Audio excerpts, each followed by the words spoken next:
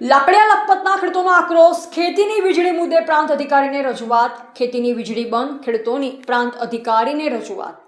ભચાઉ તાલુકાના લાકડિયા તેમજ આસપાસના વિસ્તારના ખેડૂતોને ખેતી માટે મળતી વીજળી છેલ્લા એક અઠવાડિયાથી બંધ હોવાથી ભારે મુશ્કેલીનો સામનો કરવો પડી રહ્યો છે। વરસાદ ખેંચાઈ જતા પાકને બચાવવા પિયતની તાતી જરૂરિયાત વચ્ચે વીજ પુરવઠો ખોરવાતા ખેડૂતોમાં રોષ જોવા મળ્યો। આ મુદ્દે તાલુકા પંચાયતના વિપક્ષી નેતા મંજીભાઈ રાઠોડની આગેવાની હેઠળ લાકડિયા અને લખપત ગામના ખેડૂતો મોટી સંખ્યામાં એકત્રિત થઈ માનનીય પ્રાંત અધિકારીને લેખિત રજૂઆત કરી હતી।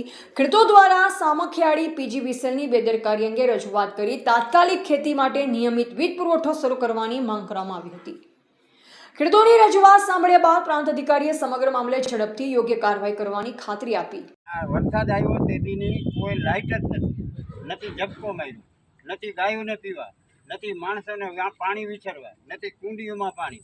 મોલ જે વાવ્યા છે એ બીટીયું ભરે છે અને વાવવા છે એની માથે પાણી નથી, તો અમે શું કરીએ ભાઈ? એટલે તમે લાકડિયાના ખેડૂતો છો બધા? હા, લાકડિયા એજીમાં બરાબર। હવે આપણે મારી સાથે જે ખેડૂતો ઉભેલા છે એ લાકડિયાના છે, ઉપર લખપતના પણ ખેડૂતો આવેલા છે।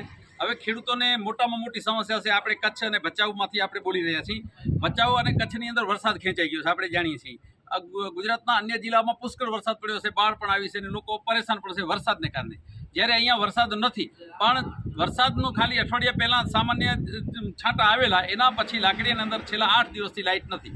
હવે ખેડૂતો પોતાના જે પાક પાણી પીવડાવી અને એમણે વાવેલા છે અને બહાર નીકળી પણ આવ્યા છે। હવે એમાં મગફળી હોય, કપાસ હોય, એરંડા હોય, હવે આ પાક સળગી રહ્યા છે અને સામખિયાળીના જે જીઈબીના ગેટકોના જે આપણા કર્મચારીઓ છે બિલકુલ જવાબ આપતા નથી। 2 વર્ષ પહેલાં પણ આની સમસ્યા રાજણસર અને જે લાકડિયાવાડી વિસ્તાર છે એની સમસ્યા હતી। એટલે ખેડૂતોને તો ચારે બાજુથી માર ને માર જ છે। આ સરકાર બિલકુલ આંધળી અને મૂંગી બહેરી છે, કોઈનું સાંભળતી નથી। સરકારની જે જવાબદાર તરીકે ચૂંટાયેલા પદાધિકારીઓ છે એ પોતપોતાની પ્રવૃત્તિઓમાં મશગુલ છે। દરેકને પોતાના ધંધા, પોતાના રોજગાર, પોતાના છોકરાને સેટ કરવા એમાં લાગેલા છે। ખેડૂતોનું કોઈ સમસ્યા સાંભળનારો નથી।